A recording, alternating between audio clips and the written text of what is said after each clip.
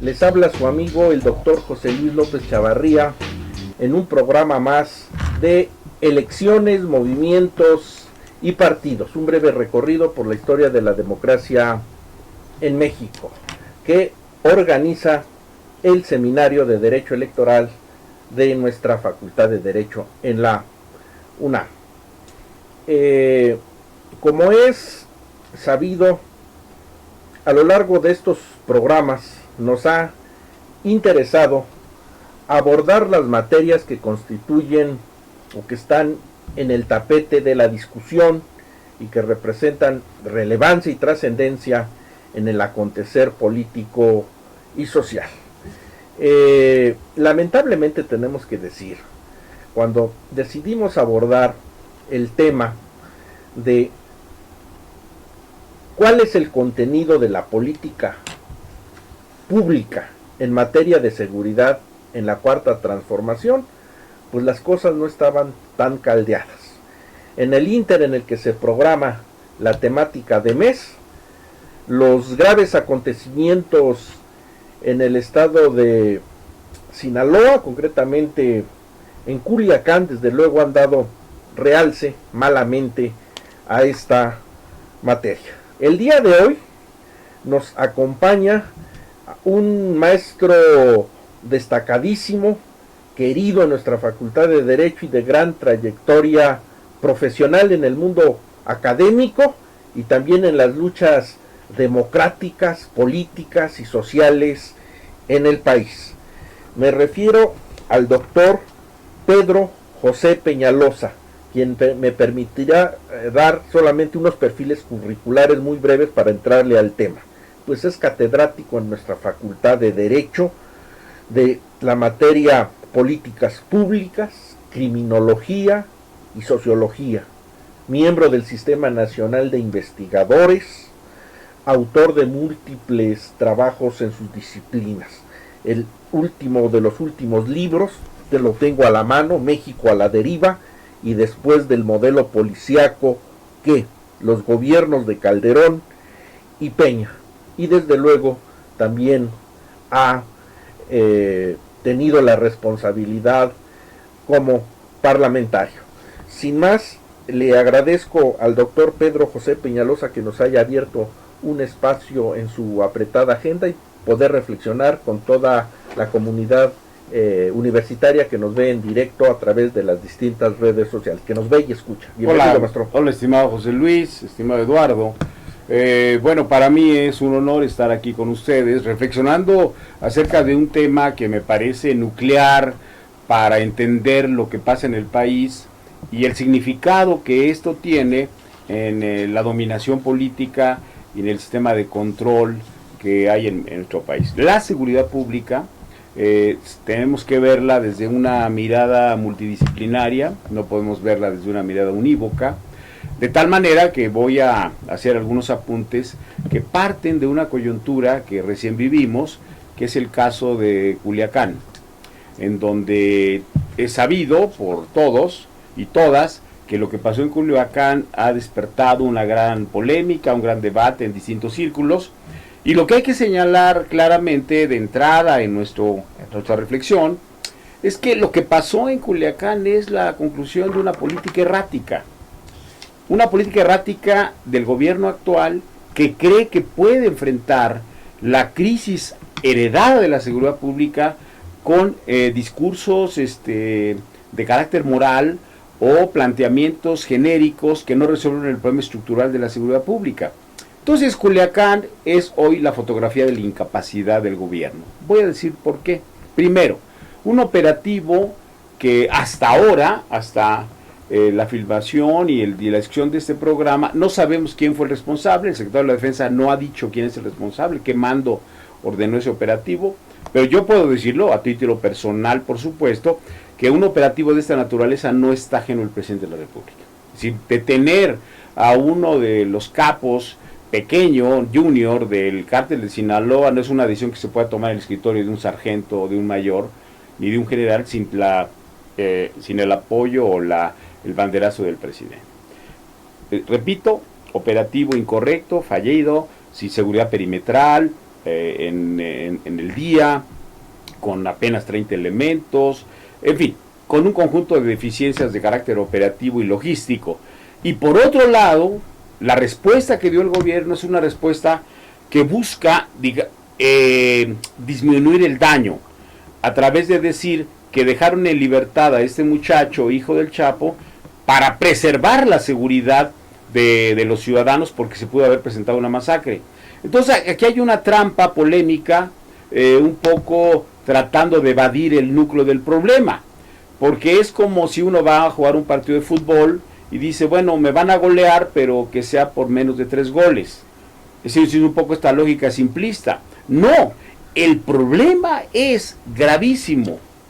No se puede plantear una alternativa de carácter humanista cuando hay un problema estructural de incapacidad. Entonces, yo planteo de entrada, José Luis, Eduardo, un tema que me parece que hay que discutir. Si este operativo de carácter militar falló, no solamente la moraleja es terrible.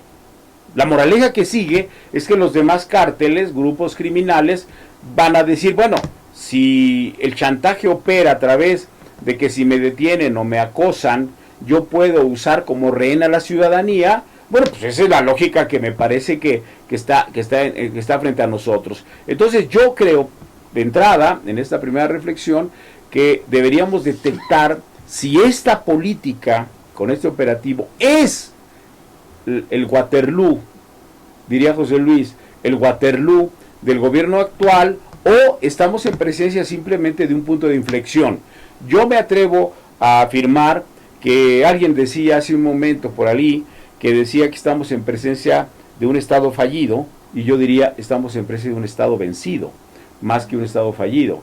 Se venció al Estado, no se venció a López Obrador, se venció a un Estado que no tiene instrumentos para enfrentar la coyuntura de la detención de un narcotraficante de la dimensión del hijo del Chapo. Muchas gracias por su reflexión, maestro Peñalosa. Maestro Eduardo Oropeza Villavicencio, nuestro habitual contertulio, la primera nota o comentario que tenga el día de hoy, bienvenido. Yo haría un primer planteamiento. ¿Es problema de seguridad pública o seguridad nacional? Desde mi punto de vista es el fracaso de la Guardia Nacional. Es el fracaso de la inteligencia, tanto civil como militar. Anteriormente, cuando existía el Estado Mayor presidencial, tenían en diversas secciones los servicios de inteligencia y contrainteligencia, sobre todo la sección tercera. Por otro lado, al desaparecer guardias presidenciales, tenía un Estado Mayor y tenía un servicio de inteligencia que iban a la vanguardia cuando acudía el Ejecutivo a cualquier acto político. Por otro lado, la inteligencia de la Secretaría de Gobernación, lo que era el CISEN, y todo lo depositan en la Guardia Nacional y en un gabinete de seguridad. Lo que nosotros llamamos, bueno, este Estado fallido, vemos un modelo que no es de seguridad pública, sino yo diría de seguridad nacional, que ha fracasado. Muy bien, quisiera también reflexionar, porque ante este lamentable hecho de violencia acontecido la semana pasada en la ciudad de Culiacán, pues se vienen a evidenciar una serie de errores estructurales de todo tipo.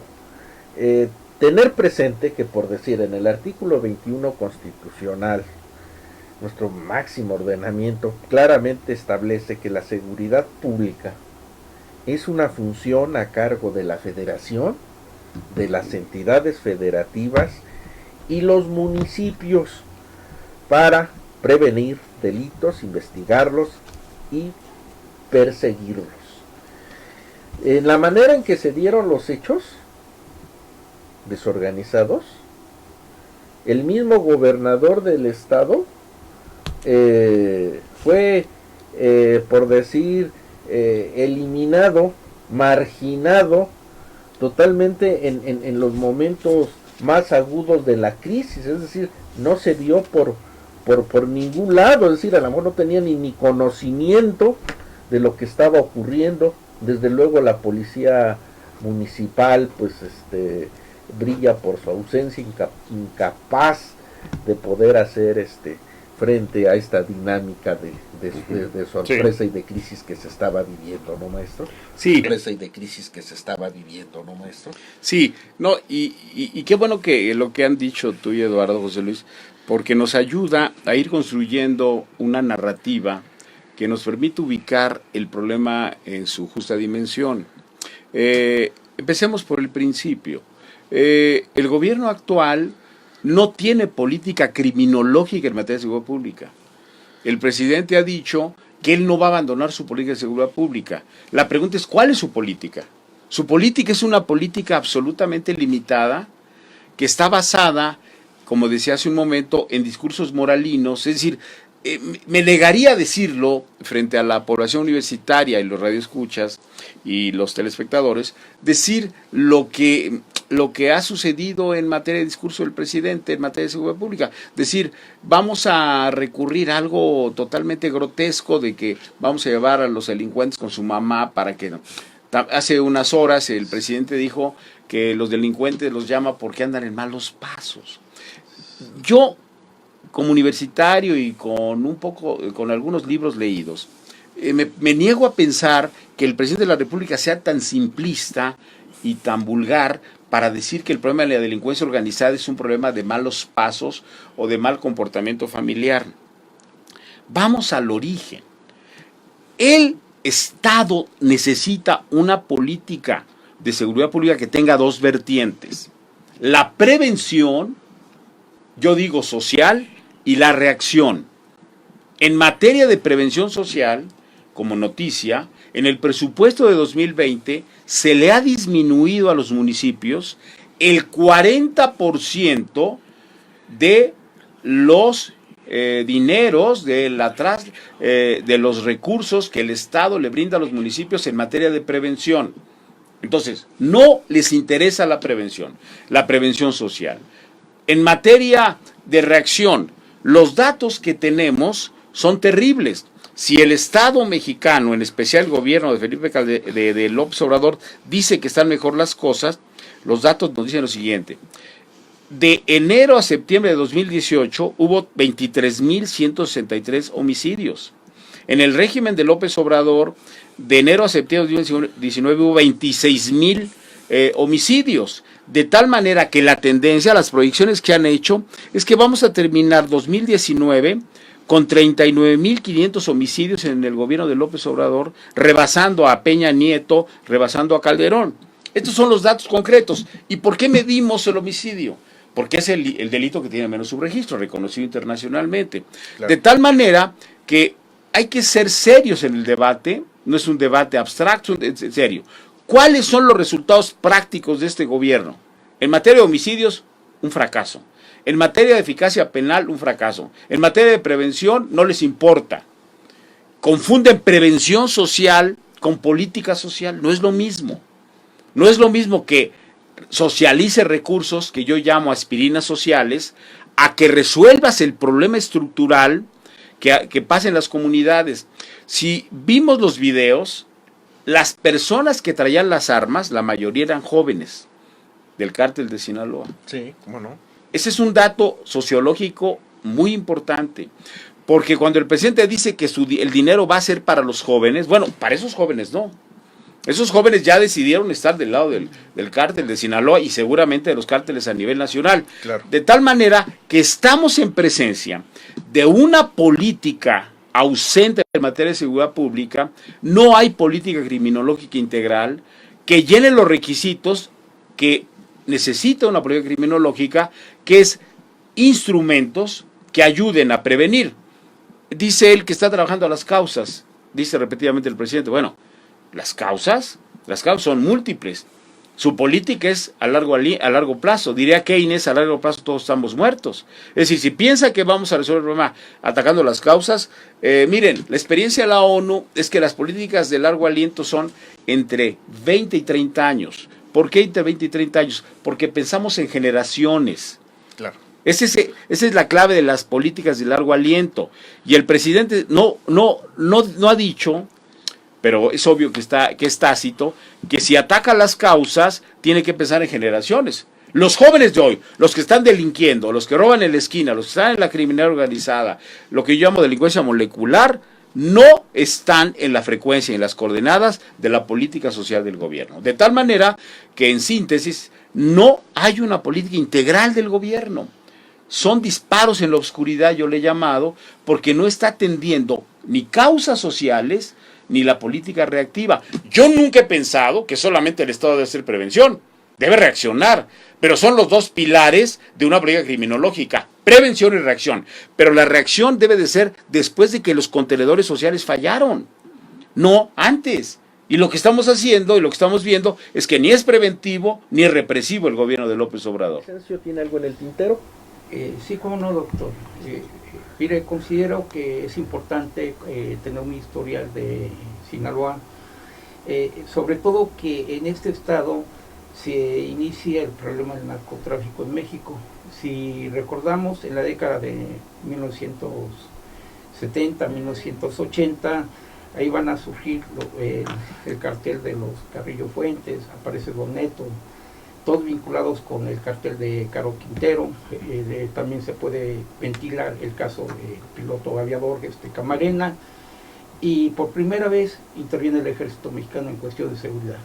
Hubo una operación, la Operación Cóndor, donde interviene la Fuerza Aérea, digamos, teniendo todos esos antecedentes. Inclusive cuando se dio la Operación Cóndor, no fue muy sencilla para los militares y todo, ¿no? Hubo muchos muertos. Ya viendo todos estos antecedentes, el caso actual del Estado fallido, en este caso lo que se dio la semana pasada, fue un fracaso completo y un desconocimiento hacia la historia. A ver, yo me pregunto, al inicio de la presente administración, un reclamo por el actual jefe del Ejecutivo fue,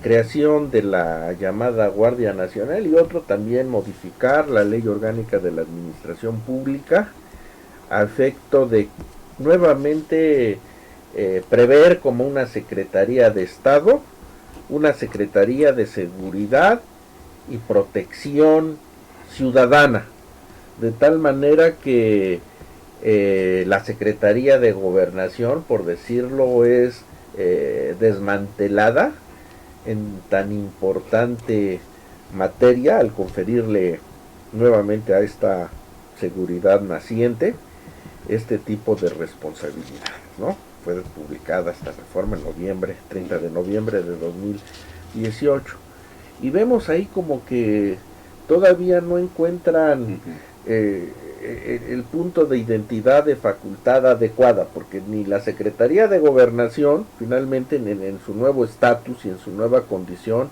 ha podido en una materia pues de seguridad entrar con una actitud de definición clara, oportuna, eficaz. Y por el otro lado, la Secretaría, bueno, explicable quizás por lo menguado en que quedó, pero tampoco la Secretaría de Seguridad y Protección Ciudadana la vemos como con el talante de asumir a cabalidad la importante encomienda que tiene, y estamos como que en un vacío, ¿no? Sí, la arquitectura institucional del gobierno de López Obrador es una arquitectura, vamos a llamarle, como diría Cosío Villegas, cuando no sabía cómo calificar un fenómeno, decía sui generis. Yo creo que el hecho de que la Secretaría de Gobernación ahora sea una secretaría tan menguada, que en el reciente presupuesto, en lo que viene, en el 2020 le van a descontar el 50% de su presupuesto, cuando es la Secretaría del Interior, ni más ni menos, la que garantiza la gobernabilidad. Así es. Entonces, esto habla, es un mensaje clarísimo de qué papel se le asigna a la Secretaría de Gobernación. Entonces, ahí lo que tendríamos que decir es que la gobernabilidad la garantiza el presidente en esta nueva lectura, no la Secretaría de Gobernación. Por eso, lamentablemente, la Secretaría de Gobernación ha jugado un papel marginal. Le quitan la seguridad y le quitan migración. Es decir, es un asunto gravísimo. Migración ahora lo tiene el secretario de Relaciones Exteriores. Así es. Y la seguridad la tiene, ojo, José Luis, no la tiene la Secretaría de Seguridad Ciudadana de Durazo, la tiene el Ejército, que por cierto es una falta de cumplimiento de la promesa de campaña de López Obrador, que dijo abiertamente que iba a regresar a los militares a sus cuarteles. ¿Qué es lo que hizo? Hizo una especie de camuflaje de los militares ahora transformados en Guardia Nacional, porque en realidad la Guardia Nacional es una policía que es militar. La fuerza nuclear fundamental de la Guardia Nacional son militares. Incluso, si observamos la ley de la Guardia Nacional, implica que los procesos de preparación, formación, ascensos, está no en la Seguridad Ciudadana, sino en el Ejército. Entonces, tenemos un problema gravísimo. 1, cumplimiento de campaña, incumplimiento de campaña. 2, Secretaría de Gobernación anémica y desfondada. Y luego tenemos una perspectiva incierta de qué hacer frente a la criminalidad organizada. Fíjense el dato. El presidente dice, un día después de lo sucedido en Culiacán, dice, no queremos responder guerra, no queremos hacer una guerra, no queremos responder violencia con violencia. ¿Y qué cree? 24 horas después manda a 300 elementos de élite del ejército mexicano a las calles de Culiacán. Bueno, ¿quién le entiende al presidente? El presidente dice que no quiere guerra y manda a 300. Y en la mañana le preguntan, en una mañanera le preguntan, oiga presidente, ¿y qué va a pasar con este hombre, el hijo del Chapo? ¿Lo va a dejar? No, no lo vamos a dejar libre, porque no debe haber impunidad. Hay un problema de esquizofrenia. Es decir, no quiero guerra, mando a grupo de élite a Culiacán y voy a perseguir al hijo. ¿Cómo lo vas a perseguir? ¿Que llamándolo a que se porte bien? No, pues tiene que haber un conflicto de tipo armado. Entonces, este pequeño ejemplo que cito muestra, sintetiza la incapacidad notable del gobierno actual para encarar a un fenómeno multidimensional. No es un fenómeno unívoco, no es no es fórmula más policías, más soldados. Es un asunto que se tiene que ver desde un enfoque multifocal. Si requerimos encarar el problema de los cárteles, la pregunta es ¿cómo? Eso no ha respondido el presidente. El presidente ha evadido cómo va a encarar el fenómeno de los cárteles que hoy están distribuidos en el país, lo que se ha dedicado, ya he dicho, a sus homilías matutinas. Eso no importa para una política de Estado. Lo que requerimos abiertamente señalar y discutir es que necesitamos, a como dé lugar, una política criminológica que atienda los fenómenos estructurales que pasan en México. Decías tú, Eduardo, la historia del cártel de Sinaloa tiene orígenes multifactoriales. Tiene que ver con producción de droga y expansión del narcotráfico. La consolidación del narcotráfico en Sinaloa y la Operación Cóndor tienen que ver con un contexto internacional, que había una gran demanda de marihuana en Estados Unidos. Hoy no lo hay. Hoy no es el tema la marihuana, porque ya se produce y está legalizada y despenalizada en Estados Unidos. El problema es que México se ha convertido en un espacio para trasladar cocaína a los Estados Unidos. Entonces, el problema es qué hacemos para encarar a una criminalidad organizada que tiene mejor armamento que el que pudo esgrimir en ese momento la Guardia Nacional, aunque tengo que hacer una nota, el ejército mexicano tiene muy buenas armas. Hoy, los que están paseando en las calles de Culiacán, que es una fuerza de élite del ejército, trae armas muy poderosas. Es decir, está bien. La pregunta, ingenua seguramente mía, por ser un hombre ingenuo, la pregunta es, ¿acaso ahora con 300 elementos van a tratar de detener a los miembros del cártel de Sinaloa, o es para la fotografía? Yo digo una cosa, y lo digo abiertamente, y aquí está mi libro para quien lo quiera leer. Lo que hacía Calderón y Peña, José Luis, Eduardo, es lo que está haciendo López Obrador. Se presentaba un fenómeno de ascenso del narco, asesinatos, violencia. ¿Qué hacía? De bombero, mandaba y reaccionaba con el ejército o con la marina. ¿Cuál es la fórmula distinta? Es decir, se está cayendo a pedazos el discurso no guerrerista del presidente, porque el presidente no ha dicho, insisto, qué va a hacer con los cárteles. A ver, va a convocar a una mesa de diálogo con los narcos, que lo diga de una vez. Si va a convocar a una concertación con los cárteles, que lo diga, porque no hay otro mecanismo, que ellos depongan las armas, dejen su negocio. Y un elemento que no puede dejar permíteme, José Luis Eduardo, la resolución que tomó el presidente de su diálogo control, que van a negociar para que se detenga el tráfico de armas en México. Me parece que es una balandronada. La principal fuente de ingresos de las finanzas del gobierno norteamericano es la fabricación y producción de armas. ¿Cómo es posible que alguien, por eso tantas guerras, sino como oxigenan la producción de armas? ¿Ustedes creen, los llamo a la sensatez y a la lucidez, ustedes creen que un negocio tan redondo como es el tráfico de armas se va a dejar? Entonces me parece que este cuadro que está dibujando el gobierno no tiene ni pies ni cabeza. Y el horizonte, ya lo hablaremos en los próximos minutos, no es nada gratificante.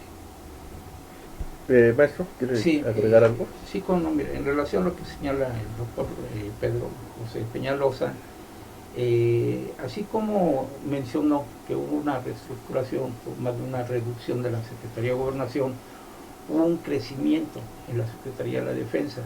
Se modificó todas las leyes militares, la ley orgánica del Ejército, y que regulaba todas las zonas militares en el país, y dentro de ello se contemplaba lo que viene siendo seguridad nacional y los puntos estratégicos.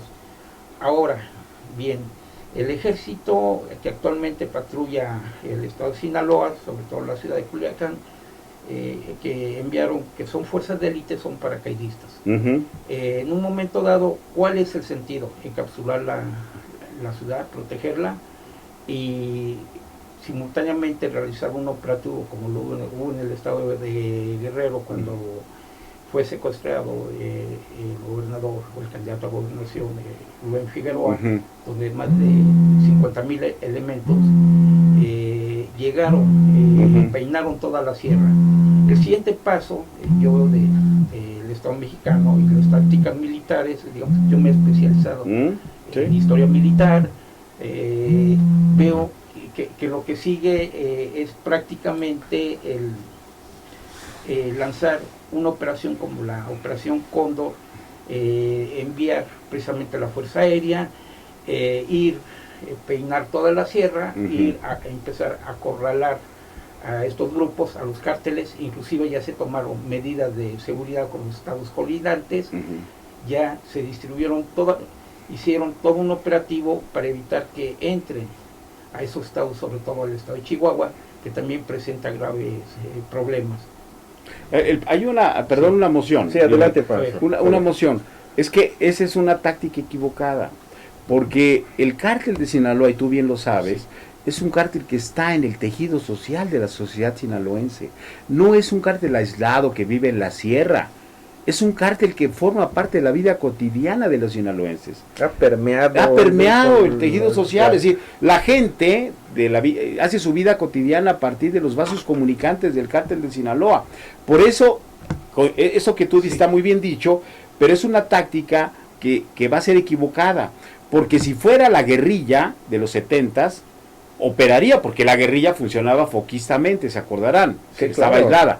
Pero en el caso especial, y no de otro cártel, sino el cártel de Sinaloa, con tanta tradición como has descrito, con tanto impacto en el mundo comunitario, esta presencia de los paracaidistas, de las fuerzas de élite, está equivocado, porque si nos damos cuenta, lo que están haciendo es caminar por las calles amigablemente, tomarse foto con los niños.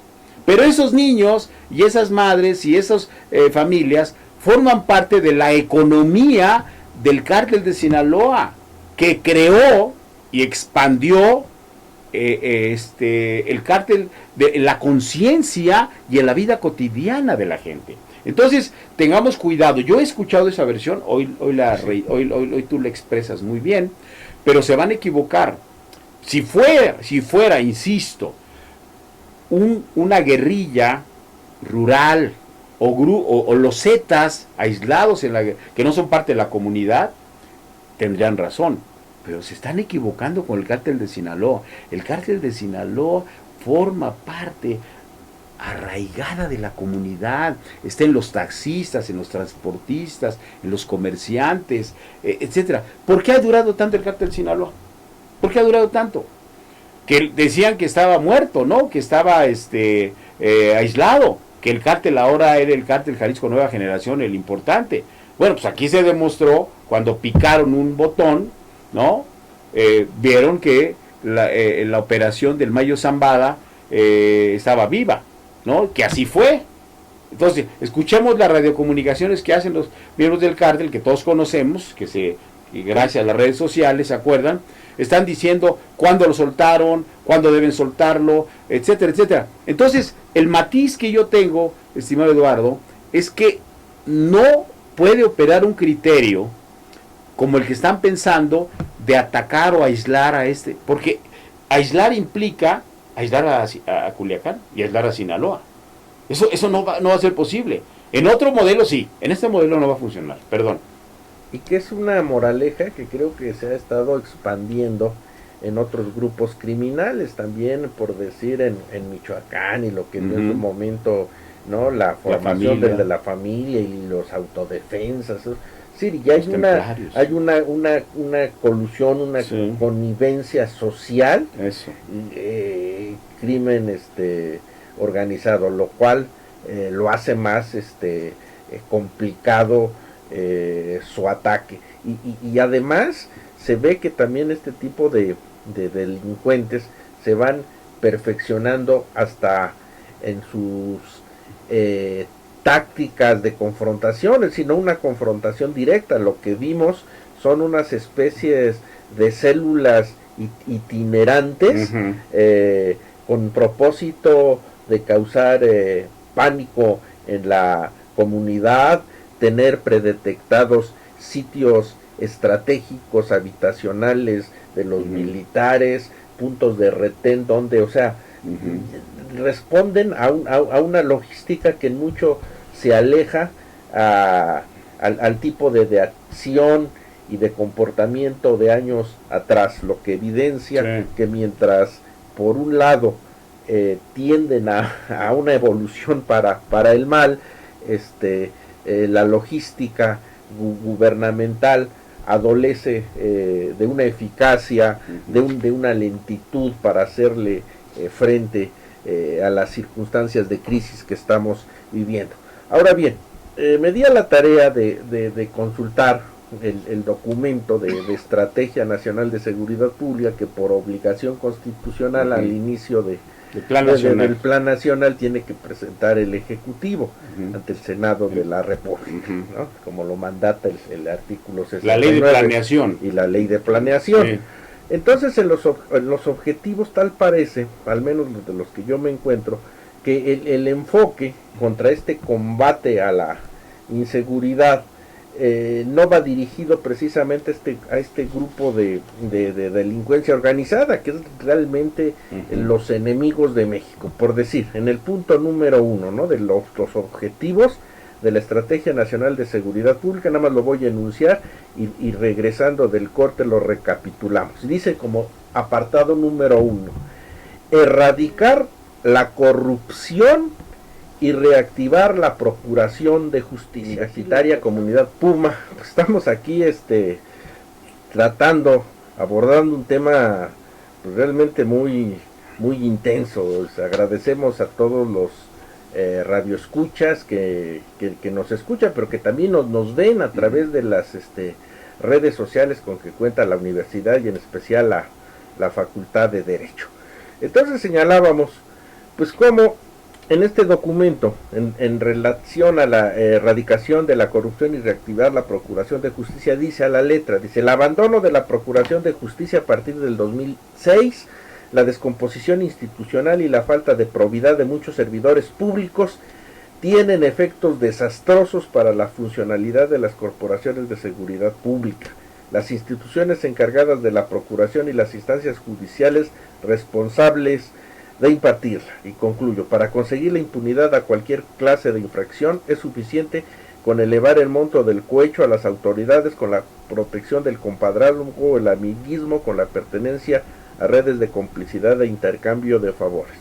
Es, claro, un ámbito importante para ir abatiendo este fenómeno, pero creo que los enemigos, tal como se están presentando, no solamente en Sinaloa, en Michoacán, en Guerrero, olvidamos ya pronto lo de Minatitlán, en Tamaulipas, no están finalmente en este círculo de funcionarios y de corrupción y de desvíos que están realizando, y entonces como que no se centra un combate al enemigo de peso, el enemigo de riesgo, que lo vimos en redes sociales la semana pasada, ¿no? Es decir, en enemigos de carne y hueso, lamentablemente gente joven que ha decidido hacer así su estilo de vida, ¿no? Es decir, ha habido expresiones de estudiosos del tema que finalmente, como filosofía existencial, saben que finalmente ahí van a tener los recursos económicos que no les va a dar otro tipo de actividad económica. Claro, saben que van a vivir poco, pero que han decidido vivir poco, pero a ese precio, ¿no? Entonces no sé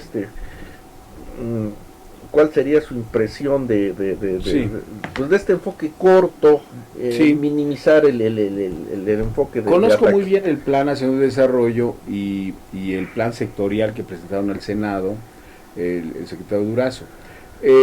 Como bien señalaste y leíste, y tomaste una cápsula, una nuez muy trascendente, José Luis, porque la visión que tiene el gobierno es una visión muy pequeña. Cree, de acuerdo a sus documentos, para que sea seria la discusión, cree que se puede ganar la batalla con la vertiente central que tiene el gobierno, que es la lucha contra la corrupción. Pero los cárteles del narcotráfico es delincuencia organizada, es decir, se mueve a ligas mayores, se mueve con lavado de dinero, se mueve con transacción de recursos, se mueve con pactos con otros cárteles de otros países. Estamos hablando de la globalización del crimen, no estamos hablando de la delincuencia molecular que nos quita el celular en la esquina. En tanto no se entienda que el tamaño de la criminalidad que está enfrentando el país, seguiremos dando respuestas focalizadas, locales, menores, que no va a atinar el objetivo.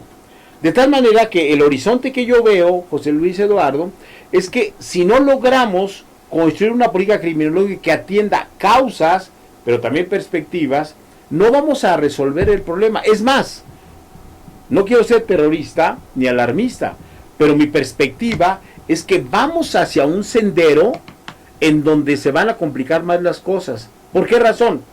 Porque el narcotráfico, recuerden que es un negocio.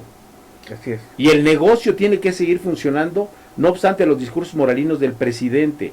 Si el presidente no se va a meter en los negocios de la criminalidad organizada y en especial del narcotráfico, vamos a un escenario terrible. Porque entonces lo que sigue es exactamente el libre tránsito del comportamiento criminal como hasta ahora. Uno tenía que examinar, lo haremos en otro programa si nos invitas, claro, cómo es la geografía del crimen. Tú ya apuntabas algo, José Luis, ¿cómo está la geografía del crimen en México, tomando en cuenta el cártel del Golfo, que tiene una gran influencia en la frontera, con sus subdivisiones, enfrentamientos con el cártel del sureste, con el cártel de la línea vinculado al cártel de Sinaloa en Ciudad Juárez, el cártel de Sinaloa y sus ramificaciones, el grupo que ha adquirido gran influencia, Jalisco Nueva Generación, que ha logrado conquistar otros territorios y ha gozado de gran impunidad. Esta geografía del crimen no puede ser enfrentada si no tenemos un diagnóstico y una política adecuada. Porque el diagnóstico es clave. Si tu diagnóstico planteado en el Plan Nacional de Desarrollo es que el problema es la corrupción minúscula, pues entonces tu tirito va a ser muy bajo, va a ser un disparo en la oscuridad como está sucediendo ahora. Entonces, yo creo, y pasemos a la fase, ir apuntando cosas propositivas, mi querido José Luis, Eduardo, Claro. es, número uno, necesitamos modificar la ecuación presupuestaria. Número uno, en lugar de destinar tanto, esto que ya apuntaba Eduardo, del presupuesto a la Secretaría de la Defensa, modificarlo y dedicarle más a prevención social, pero a prevención social focalizada, no universal. Dos, tenemos que construir un plan nacional de prevención social donde involucres a los municipios. En lugar de quitarles el 40% del presupuesto, tienes que incrementarle para actividades sociales, para jóvenes, estos jóvenes que requieren respuestas hoy, no para el futuro, no cuando sean viejitos. Y tres, requerimos reestructurar el sistema nacional de seguridad pública en donde se priorice la atención a las víctimas vinculado a una prevención social que combine ataque a los orígenes y ataque a los efectos. Me parece que estas tres vertientes constituirían una política criminológica que dejara de pensar solo en que en el futuro vamos a resolver el problema, porque lo que ha hecho el presidente es correcto. Hay que atacar las causas. Sí, pero olvide el presidente que tenemos en México una población juvenil que es de 34 millones de 15 a 29 años. Y los que están robando hoy, atracando, asesinando, no están en su mirada. Están en otros lados, como ya apuntaba José Luis, han decidido, por 20 razones que no nos da tiempo a analizar, pero que tienen explicaciones sociológicas, criminológicas, vivir intensamente una parte de su vida, pero vivirlo bien, con sus valores y su concepto de éxito del capitalismo. De tal manera entonces, en síntesis, para enfilarnos, Eduardo, José Luis, a algunos apuntes de propuesta, necesitamos modificar radicalmente la fórmula. Pronto saldrá un libro mío que anuncio que se llama Gobierno de López Obrador, Transformación o Maquillaje. Y me parece que hasta ahora lo que hemos visto es que el gobierno actual solamente está maquillando la realidad, pero la realidad puede estallar como ya estalló en Culiacán. Vimos una fotografía terrible del México real, esto que decía José Luis, en vivo y a todo color. Vimos que hay armas, que hay jóvenes poderosos que logran arrodillar al ejército en una localidad como es Culiacán. Sí, inaceptable. Maestro, ¿algún otro comentario? Ya vamos llegando al final del programa. Sí, miren, ya tocaron temas fundamentales, sobre todo el doctor Pedro. Yo quisiera incluir, hay que tomar en cuenta que los cárteles contribuyen.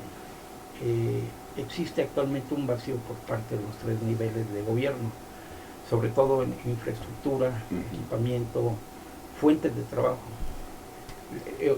Hay que hacer un análisis sociológico de carácter antropológico.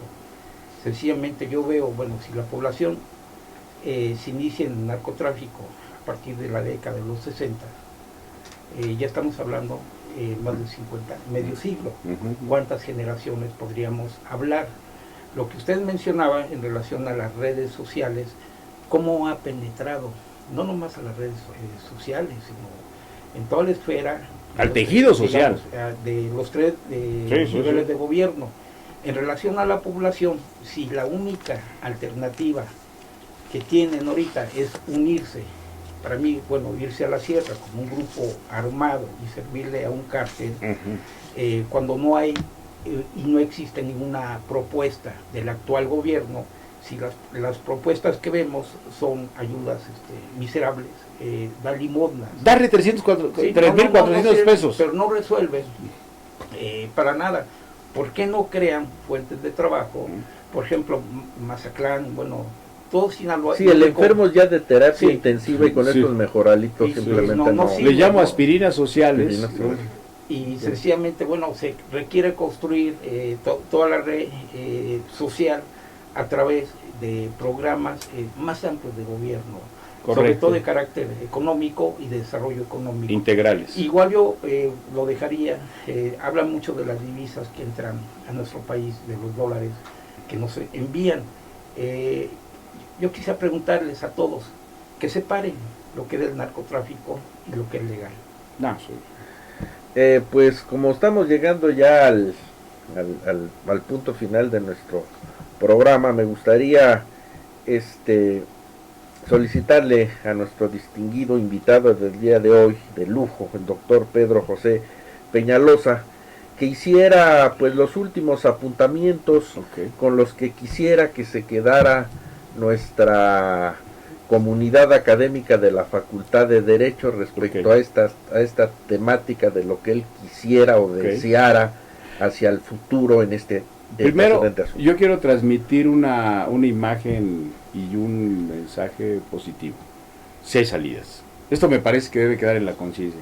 Si hay salidas de fenómeno, no estamos en una disyuntiva de ponernos a rezar colectivamente como una única salida, sino hay que lograr construir otro paradigma que es posible.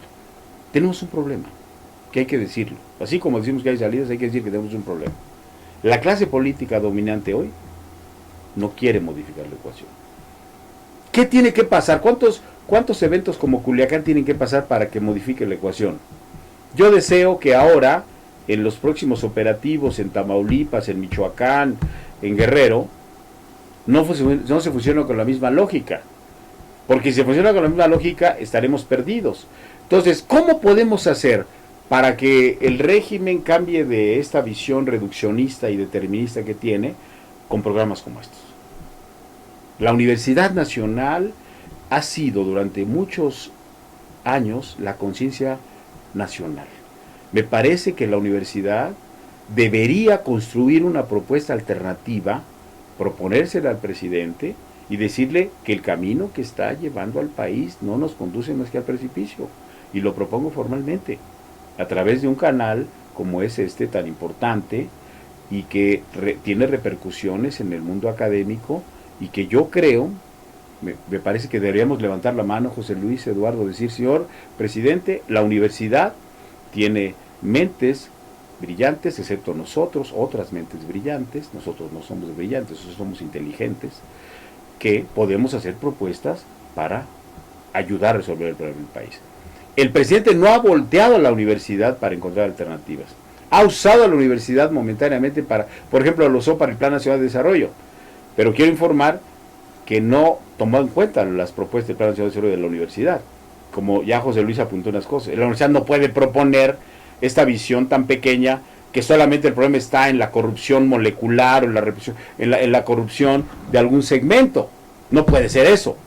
La universidad está presentando una visión prospectiva, analítica, multidisciplinaria, en donde decimos, si hay salidas, siempre y cuando se cambie el paradigma. ¿De qué depende? De que la universidad, el país, la audiencia social, presionemos desde todos los frentes al presidente, que es el que decide en este país, porque los diputados, pues lamentablemente, son simplemente, dicho de manera científica, matraqueros del presidente. Entonces, por ahí no. Hay que convencer. Ahora, no sé si podemos hacerlo.